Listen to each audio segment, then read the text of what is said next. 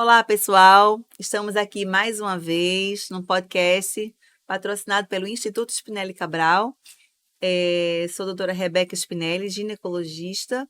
Doutor Sérgio Cabral está aqui comigo, também ginecologista, e vamos falar hoje sobre câncer de mama e terapia hormonal. Já que estamos no Outubro Rosa, vamos falar um pouco sobre esse tema. O que é realmente prevenção de câncer de mama ou o que é detecção precoce? E principalmente quando essa informação ela muda a vida das pessoas para melhor. Então, se a gente consegue isso, a gente está fazendo, inclusive, fazendo um bem, uma caridade, um bem para as pessoas. Então, informação nunca é demais, e aqui a gente vai passar muita informação de qualidade, muita informação e tirar muito medo de muita gente em relação à reposição hormonal e o risco de câncer de mama. Você que está aí nos escutando aí agora no Instagram, tá? Nessa live, por favor, fiquem à vontade, podem fazer as perguntas de vocês e a gente vai respondendo aqui. A pergunta de vocês pode ser a dúvida das pessoas que estão aí e vão assistir esse podcast que a gente está gravando aqui agora, tá bom? Então vamos lá. Esse tema só se fala de exames preventivos, e, na verdade, quando a gente fala de prevenção de câncer de mama, nenhum exame vai prevenir o câncer. Aliás, exame nenhum previne doença.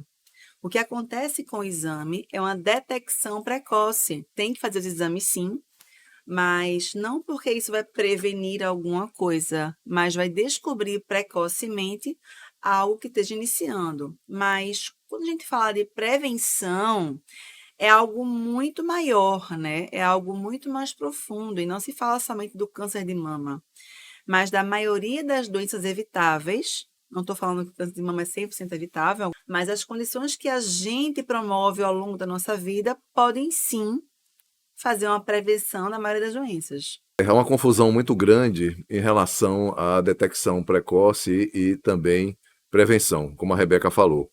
A detecção precoce é exatamente o que se já faz, né? Mamografia, Ultrassom. né? Ultrassom de mama, esses são os principais, né? Mas a prevenção, para vocês terem uma ideia, passa muito pelo estilo de vida. Ou seja, aquele exame, o HOMA-IR, que vai identificar a resistência à insulina, a hemoglobina glicada, que vai identificar a intolerância à glicose, o excesso de glicose, que ainda nem se transformou em diabetes. E até mesmo a detecção do diabetes, você pode detectar o diabetes através de uma glicemia de jejum, associado, por exemplo, a teste de intolerância à glicose, né? O teste de tolerância à glicose simplificado também são testes que diagnosticam, Hemoglobina né, glicosilada, a, insulina. Pois é, são exames que diagnosticam um excesso de glicose e diagnosticam também um excesso de insulina. A insulina em excesso e a glicose em excesso são inflamatórios, o que propicia a proliferação desordenada de células, o nascimento de células aberrantes, células estranhas, células que vão modificando em sua estrutura, né? E se a pessoa tiver uma predisposição genética, essa está mais sujeita a ter um câncer de mama. Então, na medida que você faz exames preventivos, é prevenção do que leva ao câncer de mama. Então, é muito diferente de você dizer, olha, eu estou fazendo a prevenção correta, eu estou fazendo mamografia todos os anos, eu estou fazendo ultrassonografia de mama periodicamente. Isso não é prevenção, isso são exames de detecção E precoce. também são muito importantes, porque uma vez que você identifica uma lesão, você vai tomar providências. Claro, Mas aí a lesão claro, já existe. claro. A doença já existe e isso não foi prevenido. É porque esse termo prevenção é muito errado. Parece que o pessoal tem medo de dizer, olha, não é prevenção, e desestimular as pessoas a não Isso. fazerem mais de rotina mamografia e ultrassonografia da mama. Não é nada disso. A mamografia e a ultrassonografia da mama continuarão a ser realizados, até mesmo para detecção precoce, né, de um nódulo, né, de um câncer de mama, e nessa altura poderá fazer aí um tratamento e o tratamento ser curativo, tá? Mas é detecção precoce, né? Que hoje ele configura em toda aquela rotina de prevenção do câncer de mama. Mas se formos realmente saber o que é prevenção, a prevenção, se for utilizar um exame, a gente teria que utilizar exames preventivos do que leva ao câncer de mama. Por exemplo, o HOMA-IR, para detecção de resistência insulínica, teste de tolerância à glicose, para detecção do excesso de glicose, tá? Detecção do diabetes, que o excesso de glicose, de insulina e o próprio diabetes leva realmente ao câncer de mama. Quem tem diabetes tem maior risco de ter câncer de mama, e quem tem insulina em excesso, por exemplo, pacientes com síndrome dos ovários policísticos, pacientes obesas, pacientes, por exemplo, com uma má alimentação, às vezes até pacientes mais magras, né, com um percentual de gordura aumentado, mais magra, mas ela tem uma má alimentação. Essas pacientes elas podem desenvolver uma insulina excessiva, e essa insulina em excesso ela é inflamatória, o que pode levar a mulher realmente a ter um câncer de mama. Então, nesse caso, são exames preventivos. E aí a prevenção se faz muito pela modificação do estilo de vida para melhor, né? E isso é uma boa e má notícia, né? A boa notícia é que está nas suas mãos. Você, mulher, está nas suas mãos a possibilidade de fazer uma prevenção adequada de câncer de mama e outras doenças também. A má notícia é que, enquanto que um ultrassom de mama e uma mamografia, você pensa neles anualmente, a mudança de estilo de vida é algo que tem que ser trabalhado diariamente, a todo instante. Porque o que vem a ser mudança de estilo de vida? Você vai precisar melhorar a qualidade do seu sono, melhorar a qualidade da sua alimentação, evitar alimentos inflamatórios, né? Os alimentos mais conhecidos como inflamatórios são aqueles que têm trigo, leite, açúcar, altamente processados, são inflamatórios, Embutidos, né? embutidos, industrializados. Ultraprocessados, queijos, né? Os embutidos, Isso. aquelas carnes É aquela ultraprocessadas. frase, né? Quanto mais tempo dura o alimento, menos tempo dura a sua vida. Então, assim, alimentação fundamental, atividade física nem se fala. Só que aí é que vem, eu não gosto de malhar. Beleza, adulto faz o que tem que fazer, criança faz o que gosta. Então a gente tem que fazer porque tem que fazer e faz por disciplina. Então, é sono, alimentação anti-inflamatória, exercício físico, modulação do estresse. Hoje eu acho que esse é o mal do século, né? O estresse é o mal do século. Como lidar com o estresse é o grande problema, porque estresse todo mundo que está vivo tem, né? Não tem estresse, então morra, porque você vivo vai ter estresse sim. Agora, o que você faz com o estresse que você está tendo é que vai mudar totalmente a tua resposta metabólica. Não estou nem falando só do emocional, mas o que você vai liberar de substâncias no teu corpo, né, de neurotransmissores, ou do prazer ou do alerta, vai depender do que você faz com o teu estresse. E isso sim pode deflagrar a multiplicação de células cancerígenas. A gente tem essa relação já bem definida, né? Tem pessoas que conseguem precisar com alguma perfeição, né? Depois que eu fali, comecei a desenvolver esse problema. Depois que aconteceu um trauma na minha vida, aconteceu esse problema.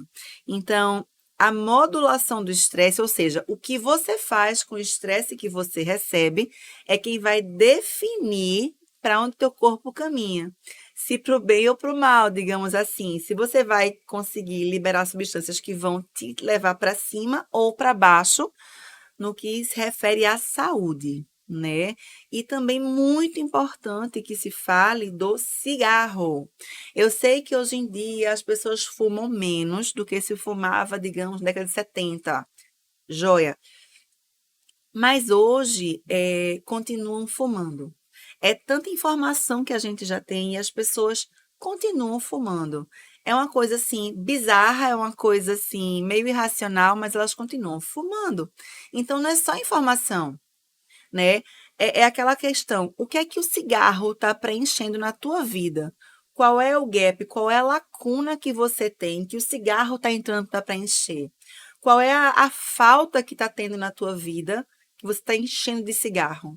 Então, é buscar ir na causa, porque, inclusive, quando você vai na causa do porquê está fumando, você resolve outras questões emocionais que ficariam mal trabalhadas e mal resolvidas, né? Álcool em excesso também. Eu não estou falando de uma taça de vinho no final de semana, mas o álcool em excesso é aquela pessoa que toda vez que bebe, bebe até cair, né? Bebe até exaurir os esforços do corpo para se manter em equilíbrio.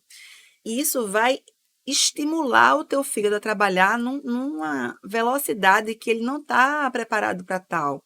E é por isso que sim, pode trazer vários problemas metabólicos orgânicos para o nosso corpo. Agora, quando a gente que está hoje no dia a dia, a gente forma células cancerígenas todos os dias, né? Uma quantidade X de células todos os dias. Só que o nosso corpo é competente o suficiente para ir lá e destruir essas células, né? É chamada apoptose, que é a morte celular programada. O corpo vai lá, corrige aquela falha e a célula morre. Joia. Só que na hora que você enche seu corpo de cigarro, com toda a toxina que tem nele, e de bebida alcoólica em excesso, você exaure, você esgota a capacidade do teu corpo de corrigir, de aniquilar, de matar aquelas células cancerígenas que iriam evitar que o corpo evoluísse para uma doença. Então, essa mudança de estilo de vida vai trabalhar tudo isso de verdade preventivamente. Então, não é só focar em exame, detecção precoce. Eles devem sim continuar sendo feitos. Não é um desestímulo aos exames, mas o foco na prevenção real, que é mudança de estilo de vida. Perfeito. E a gente aqui vai dar algumas dicas aqui, tá? Ali, algumas dicas. A gente vai dar algumas dicas aqui para você, né? O que que você pode colocar no seu dia a dia, né? Na sua dieta, para ajudar na prevenção do risco de câncer de mama. O que você deve fazer no seu dia a dia, tá? O que você deve comer?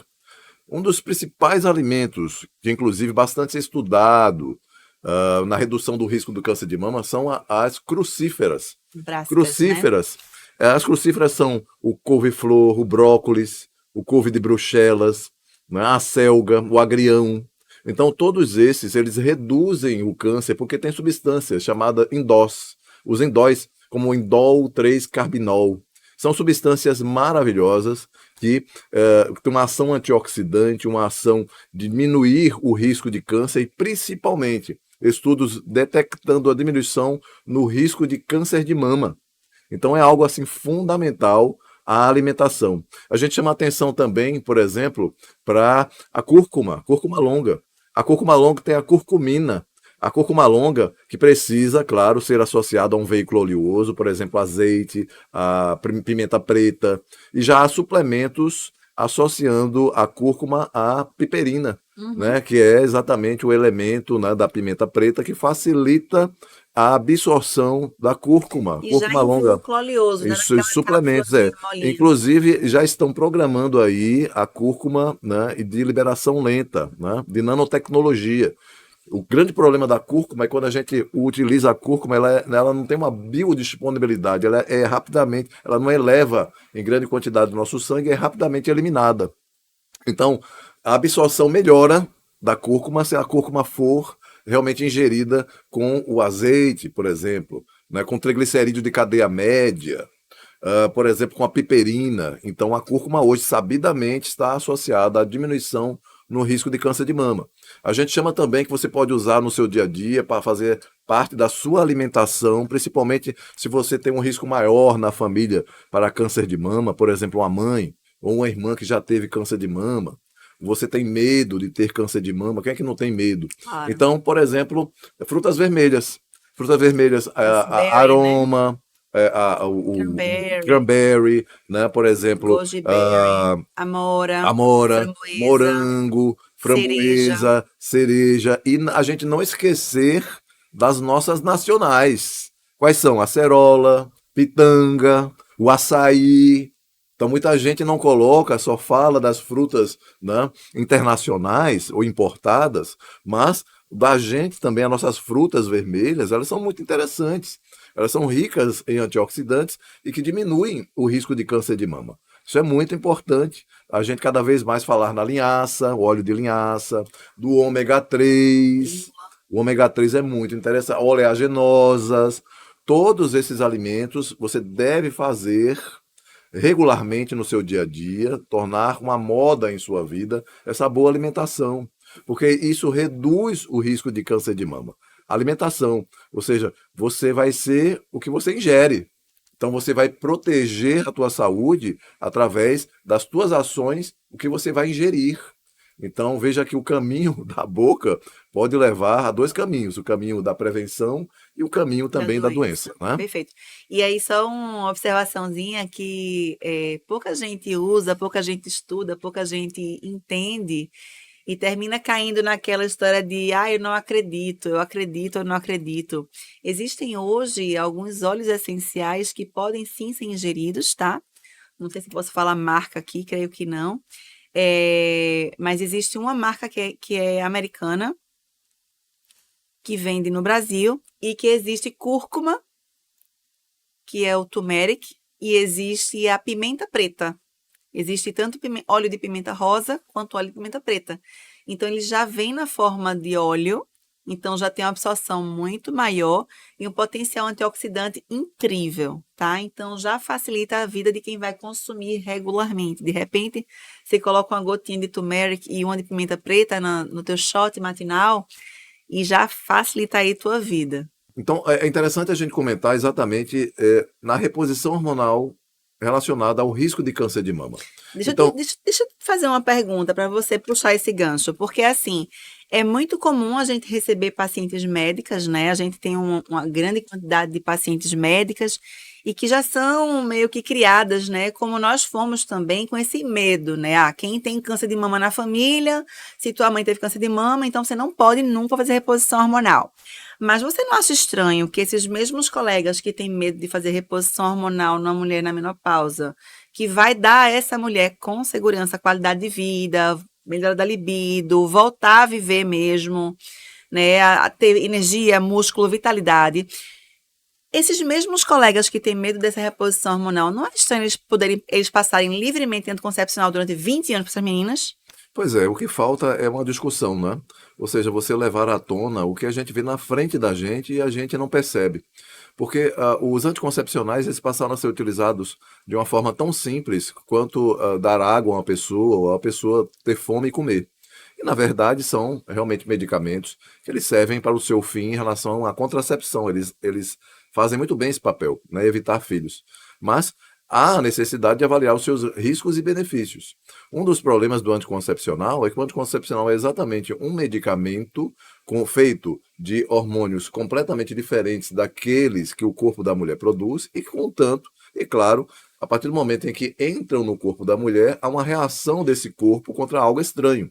Então, se aquela mulher ela tem uma predisposição maior do que outras, é claro que ela pode ter um risco maior de câncer de mama.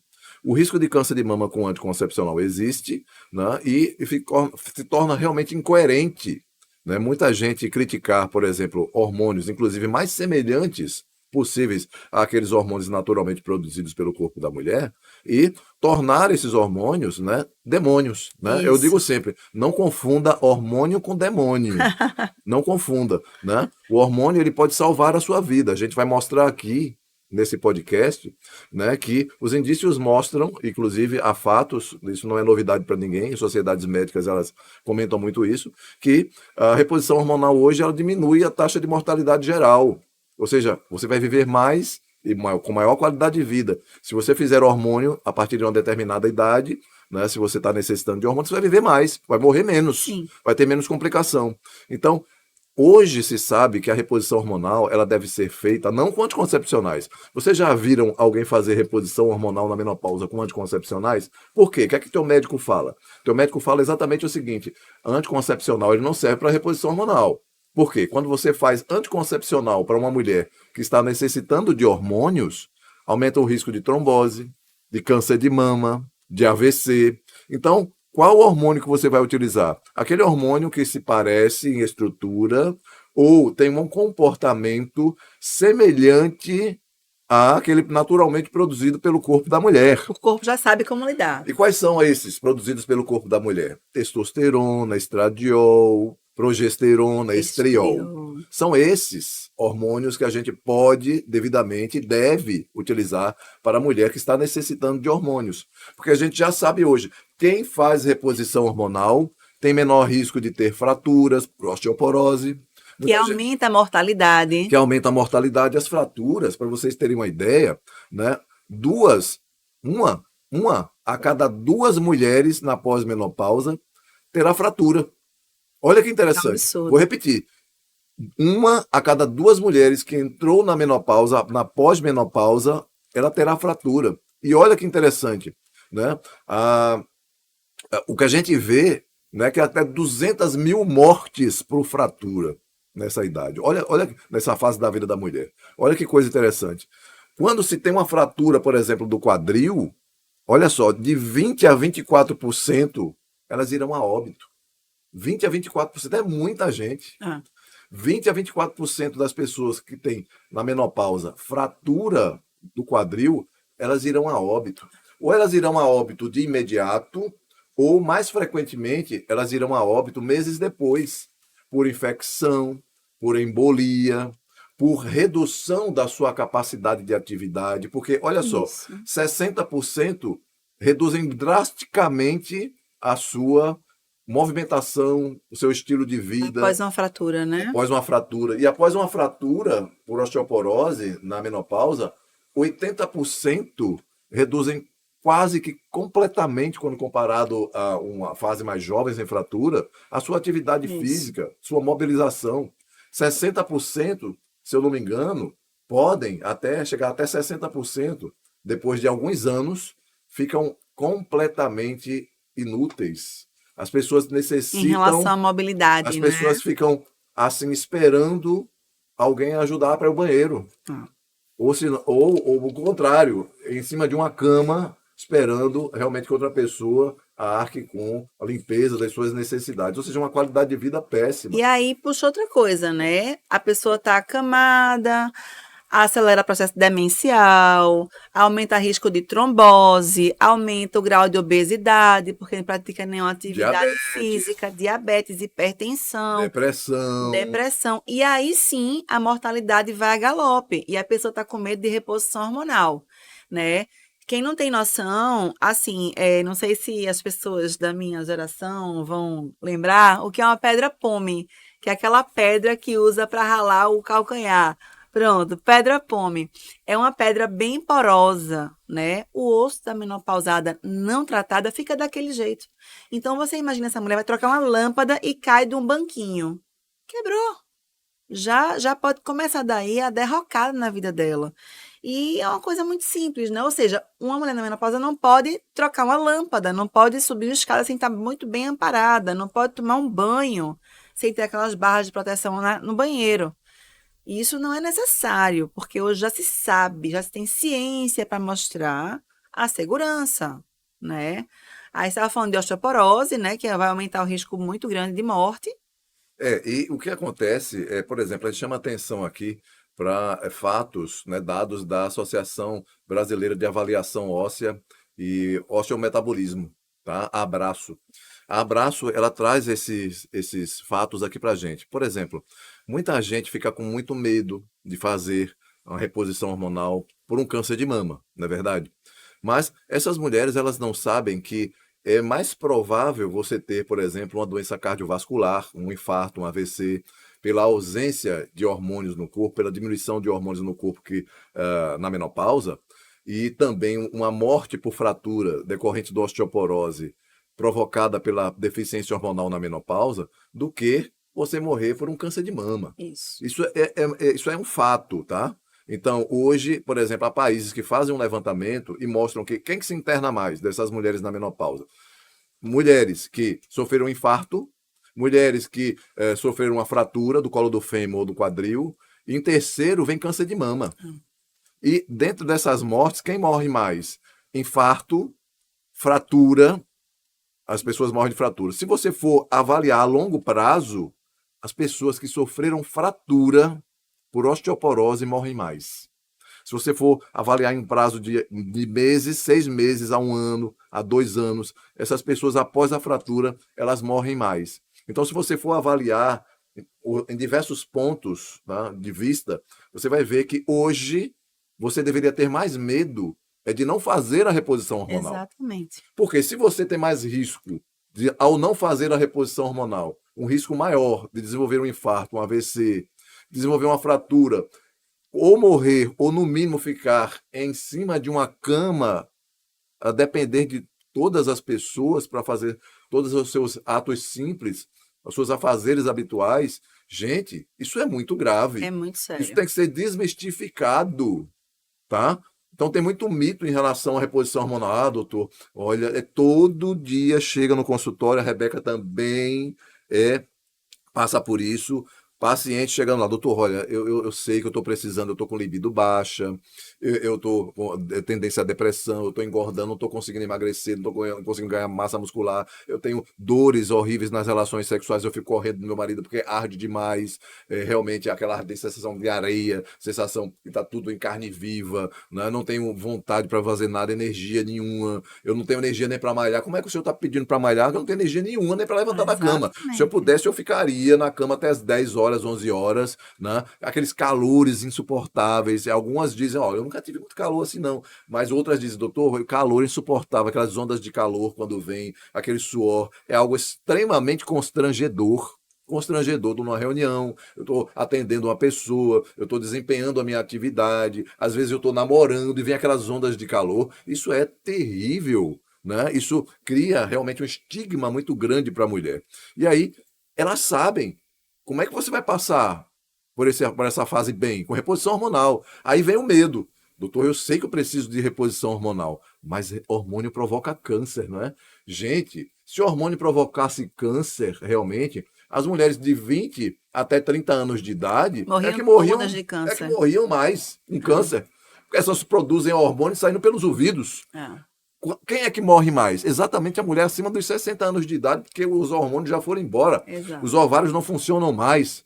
Ficam mantidos ali durante algum tempo, produção de hormônios pelas adrenais. São duas glândulas adrenais, duas glândulas acima dos rins, em forma de chapéu, que elas produzem alguns hormônios que vão suprir alguma coisa ainda para não Meia deixar a boca, né? mulher sem nada, né? Mas o que é que acontece?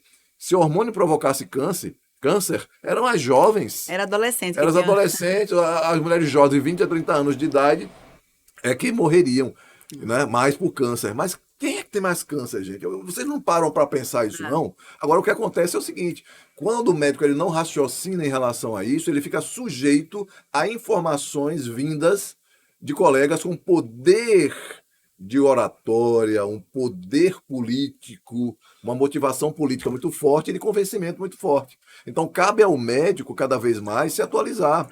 E a atualização dele vai muito mais além de comparecer a um congresso uma vez ao ano.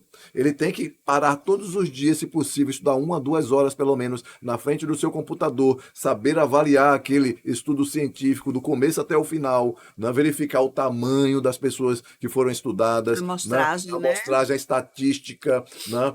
Ou seja, todo o modelo, se foi realmente muito bem feito o estudo. Porque a partir dali, aquele mesmo estudo talvez estará em um congresso daqui a uns 5, 10 anos. E olhe lá, se aquela pessoa que escolheu para colocar lá uma representatividade de uma aula, né, como referência bibliográfica de uma aula, se realmente ele escolheu. Então cabe a você não ficar à mercê de outras pessoas e essas pessoas falarem para você o que é que você tem que fazer.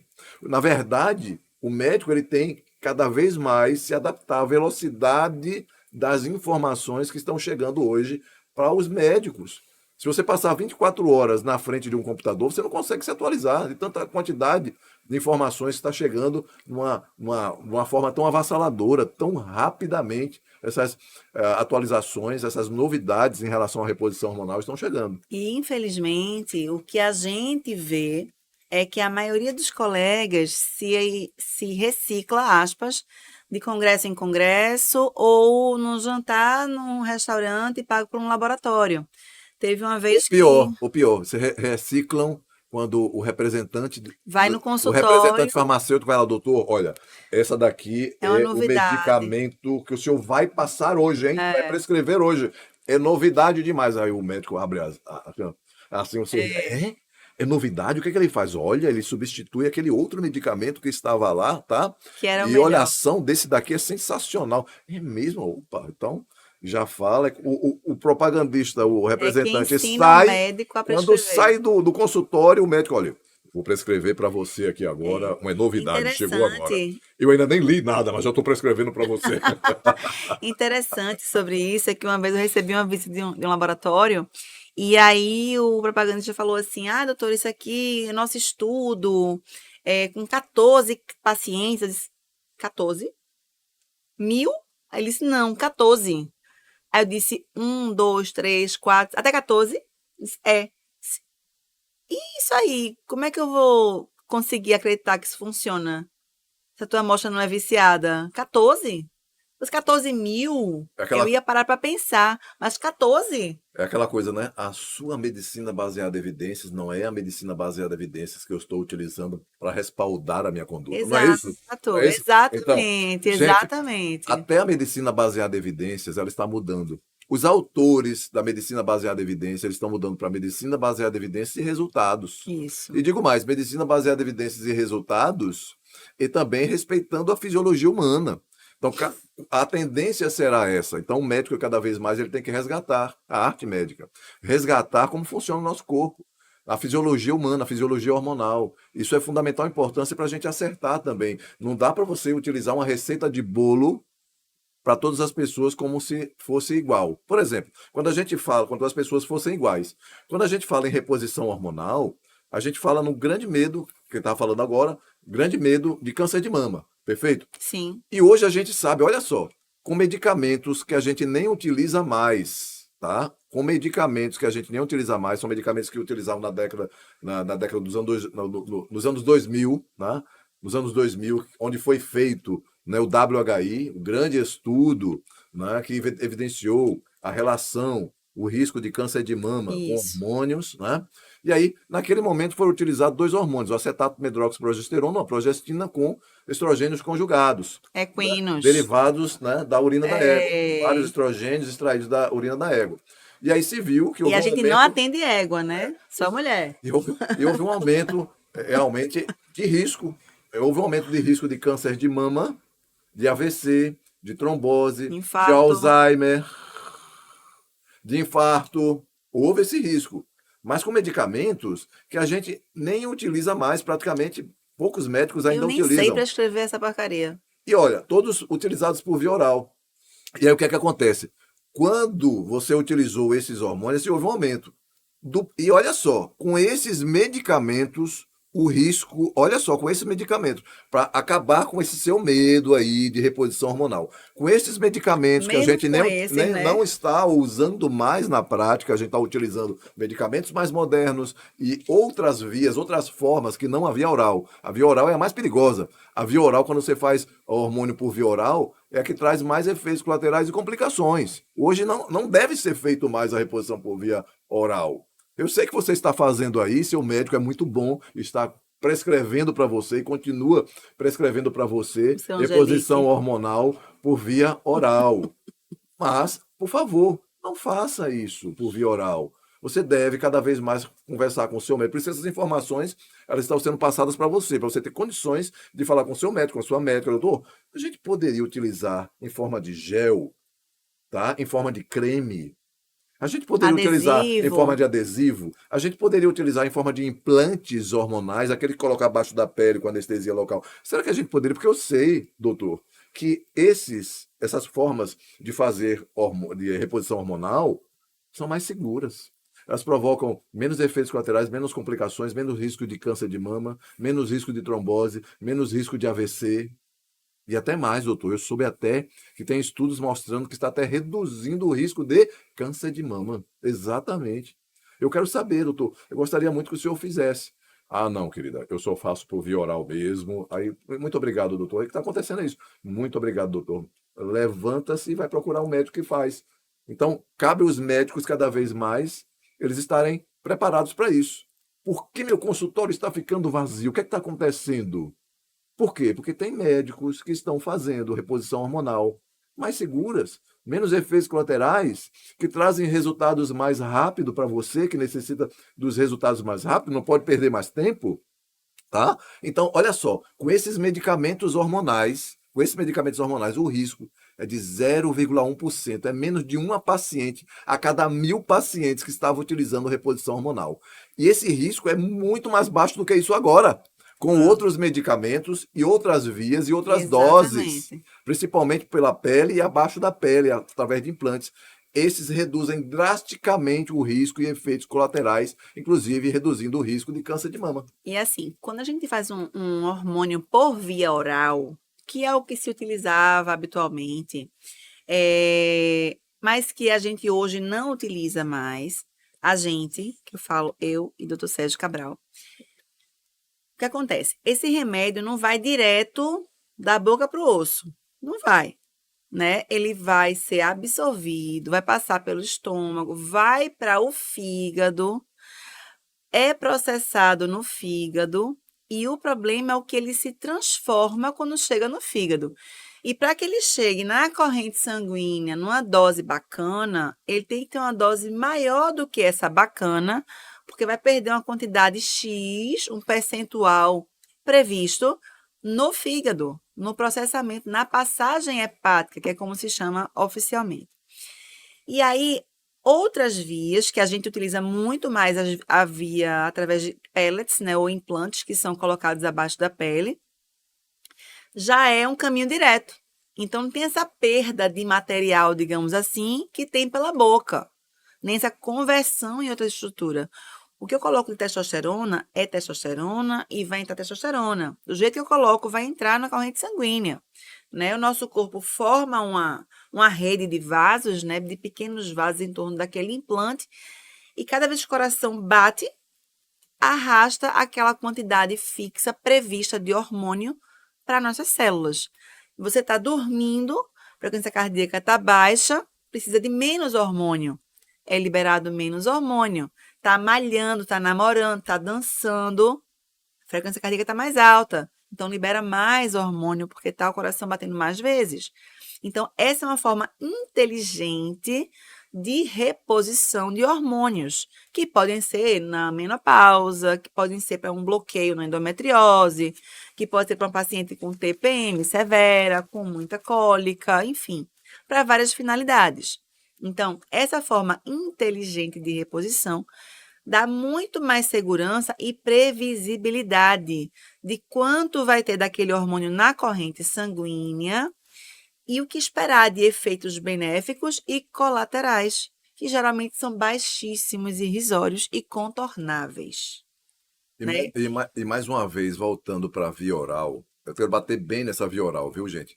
Por exemplo, quando se fala em reposição hormonal, a grande maioria dos colegas médicos ainda hoje, eles falam em reposição do estradiol, né? O estradiol. Tem estrogênio, o estradiol é um estrogênio. Então, é melhor que você faça o estradiol hoje, que o estradiol, né, pode ser encontrado em qualquer farmácia, pode ser encontrado manipulado, pode ser encontrado em forma de implantes, mas é o estradiol. Aquele mesmo hormônio que a mulher produz, tá? Ou seja, o hormônio é a chave. O receptor do hormônio, que está em praticamente todos os sistemas do corpo, células do corpo, é o buraco da fechadura. Então você vai pegar exatamente uma chave e encaixar perfeitamente no buraco da fechadura. Imagine você está em casa, tinha duas chaves, a sua chave e a chave do vizinho, ambas se parecem. Mas quando você vai pegar a chave do vizinho, que a olho nu praticamente é indistinguível da sua chave, da fechadura da sua casa, você coloca lá, ele pode até entrar, pode até abrir a fechadura, mas vai arrombar a fechadura e vai ter problemas aí. É mais ou menos isso em relação aos hormônios. Quanto mais semelhante é um hormônio àquela chave da sua casa, do buraco da fechadura da sua casa, menos problema você terá para abrir a porta da sua casa e a porta da sua saúde. Então o que a gente vê hoje é exatamente isso, uma confusão, como se todos os hormônios fossem iguais e na realidade não são. Quanto mais semelhante é um hormônio àquele naturalmente produzido pelo corpo da mulher, mais seguro para você esse hormônio. Menos efeitos colaterais você terá, menos complicações, mais fácil será de você chegar ao grande objetivo, que é viver bem, com qualidade de vida, evitar um infarto, evitar um AVC, evitar uma fratura e morrer devido à fratura, tá? Evitar um risco maior de câncer de mama, tá? Então, muito cuidado com isso. Então, por exemplo, quando você vai fazer um estrogênio por via oral, ou até mesmo um estradiol por via oral, o estradiol, que é um bom hormônio, ele deve ser feito hoje ou em forma de gel, ou creme, ou em forma de implante hormonal subcutâneo. Um implantezinho que são pequenas pastilhas, pequenos cilindros, tá?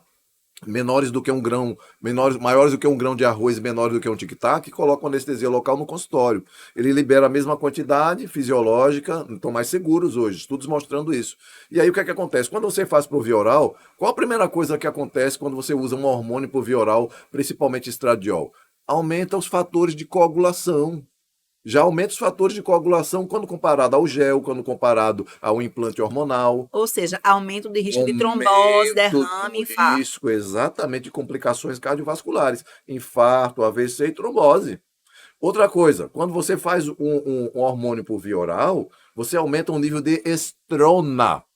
Faz um estradiol para você ver por via oral. Estrona é um estrogênio que deriva do estradiol e que aumenta o risco de quê? Câncer de mama. Exato. Então, quando você utiliza um estrogênio por via oral, você está com maior tendência a produzir estrona. E a estrona, quando está muito desequilibrada em relação ao estradiol, porque na realidade é em torno de 2 para 1. Por exemplo, se você tiver 100 de estradiol, você tem que ter no máximo 50 de estrona. Mas o que é que a gente vê na prática, principalmente naquelas pacientes que fizeram estrogênio por via oral e vieram até desenvolver câncer de mama? O nível de estrona está lá em cima, Pipocado. até maior do que o estradiol, Isso. ou até mesmo muito semelhante ao estradiol, praticamente 1 para 1, até invertendo. Eu peguei uma paciente com 62 de estradiol e 980 de estrona. Olha só, olha que absurdo. E aí o médico diz, olha, eu não peço estrona. Estrona? É. Eu não peço estrona. Esses médicos estão pedindo muito exames. É um ator, Doutor, o senhor está, primeiro, fazendo uma reposição hormonal por via oral com estrogênio. Não é para fazer. O senhor sabe que existem outras vias mais seguras. O senhor continua a fazer estrogênio. E o senhor tem que saber também que essa mulher, ela tem um risco grande de transformar em estrona.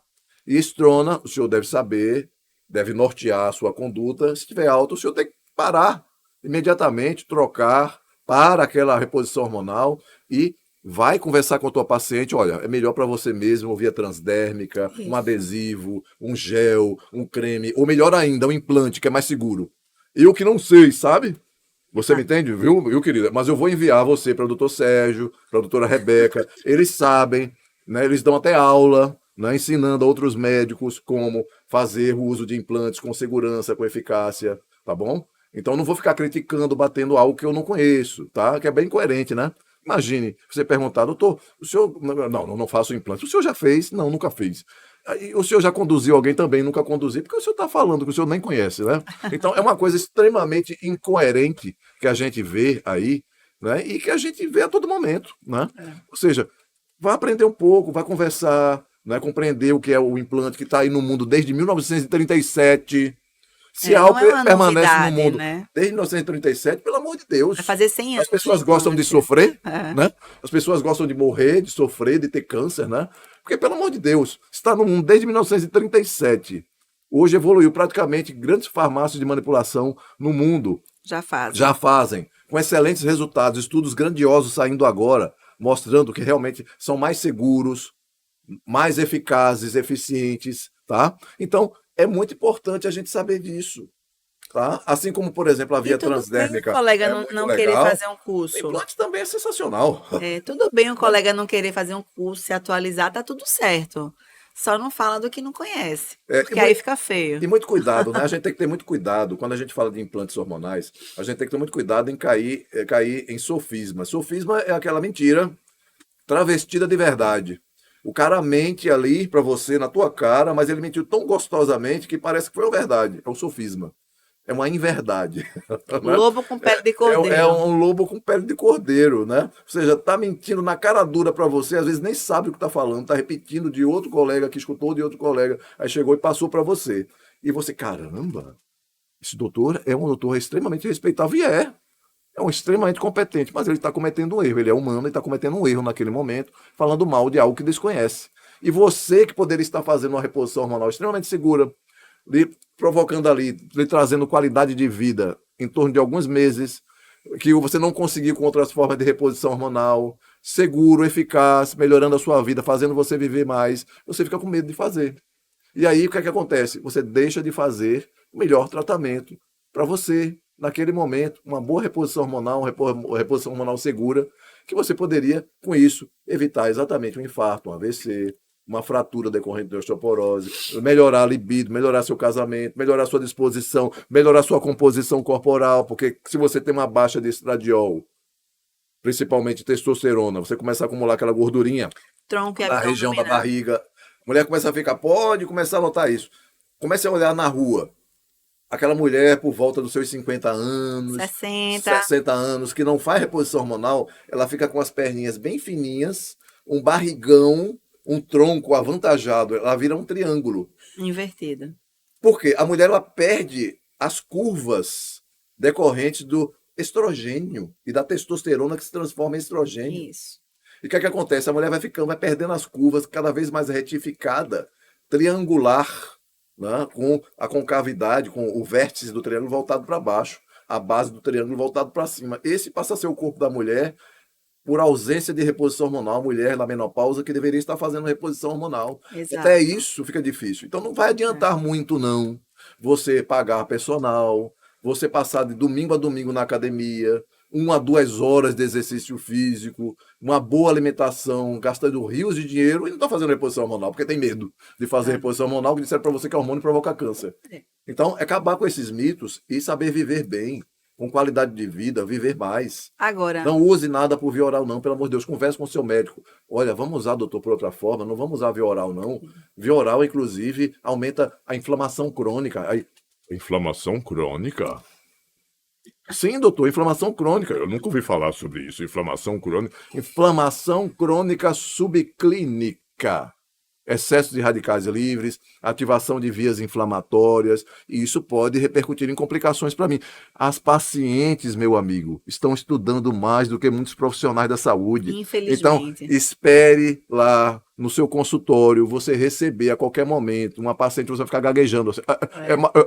Faça o seguinte, não sabe, aí você diz assim, ó, calma, eu vou estudar, eu não conheço. Eu não conheço, não ouvi falar, eu tenho que reconhecer. Nós temos que ser humildes e eu vou procurar saber para responder a você na próxima consulta. Olha, esse médico merece o quê? Parabéns! Humildade para aprender sempre. Aprender sempre. Isso aí é joia. O melhor beneficiado não será o médico, será a sua paciente. E todas as outras pessoas que essa paciente contactará. Seu consultório poderá ficar assim, ó, tá? Assim. Porque você fez a primeira coisa, não ferir. Primeiro preceito da bioética, não ferir a sua paciente. Então, para isso, você tem que ter informação de qualidade para tratar melhor a sua paciente. Estamos quase encerrando aqui o podcast e eu lembrei de uma paciente que me disse que foi ao médico, ela vinha fazendo reposição hormonal pela boca e estava tudo ok até agora, só com alguns nódulos mamários aparecendo. Mas ela malha super bem, ela faz a modulação de estresse bem bacana, dorme bem, se alimenta super bem. E aí chegou aquele momento em que o médico falou assim: olha, você já está com 10 anos de reposição hormonal, tá na hora de parar. E aí ela até tentou. Por um mês ficou péssima, voltaram os fogachos, ressecamento, libido foi a zero, energia zero, disposição zero. Voltou para o consultório do colega e ele falou assim: não pode, tem que parar a reposição hormonal, tá na hora de parar, porque o risco agora não compensa o benefício. E aí ela falou: parar o quê? Parar de ter libido, parar de dormir bem, parar de querer viver, parar de ter energia e disposição, parar de poder trabalhar e cuidar dos meus netos. Não, obrigada. Eu prefiro um câncer. Porque a tecla que ele batia é que isso ia dar câncer. Ela falou: eu prefiro um câncer. Ele disse: mas eu não prescrevo. E aí foi quando ela chegou lá no consultório, paciente super tranquila de conduzir, super tranquila. Conversei com a mastologista dela, porque a gente faz muito isso, esse trabalho em conjunto, né? Lógico. Ela tem a mastologista dela, conversei com a mastologista, conversei com o cardiologista dela, que ele disse que tá ótimo, tem que dar testosterona mesmo. E aí entramos em comum acordo, tá usando pellet, está maravilhosa. E uma dúvida que apareceu aqui no Instagram. Ou seja, ninguém morre por causa da queda. A queda é o resultado da manifestação das consequências da menopausa. É exatamente isso. A menopausa leva a uma osteoporose, a baixa hormonal vai levar a uma osteoporose. A mulher sofre uma queda fortuita, ninguém prevê uma queda. Isso. Caiu, quebrou o fêmur, quebrou o quadril, vai aumentar imensamente o risco de mortalidade, muito acima do câncer de mama. Mas algumas pessoas morrem, inclusive, na Da hora mesmo da queda. queda. Agora, a É, maioria a morre maioria depois, em meses decorrência decorrendo do das que complicações. aconteceu. Infecção, né, embolia, né, Isso, ficar acamada, cada vez mais diminuir sua isso. atividade física, engordar, surgimento de síndrome metabólica, diabetes, engordar. Exatamente isso que leva à morte na fratura. Né? E aí, a gente aproveitar para dizer, perguntaram para mim aqui, ó, hormônios todos provocam câncer? Não, vou dizer aqui 3 hormônios, citar 3 hormônios. Vou citar aqui 3 hormônios para você que não aumentam o risco de câncer de mama e até podem diminuir o risco de câncer de mama: melatonina, progesterona e testosterona. A melatonina com ação antioxidante poderosa e, Fantástica. consequentemente, diminuindo os radicais livres, diminui o risco de câncer de mama. A progesterona, ela diminui a expressão de genes que levam à proliferação desordenada da célula, e a testosterona, que atua no receptor de androgênio, o receptor da testosterona, impedindo a proliferação desordenada de células que leva ao câncer de mama. Então, cada vez mais estudos estão mostrando isso. Cada vez mais médicos devem saber utilizar esses hormônios, principalmente através das melhores vias possíveis.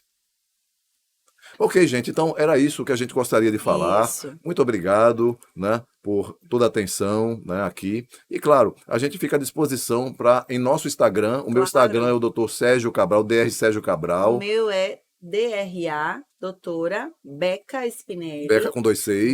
BSCA Spinelli, Spinelli.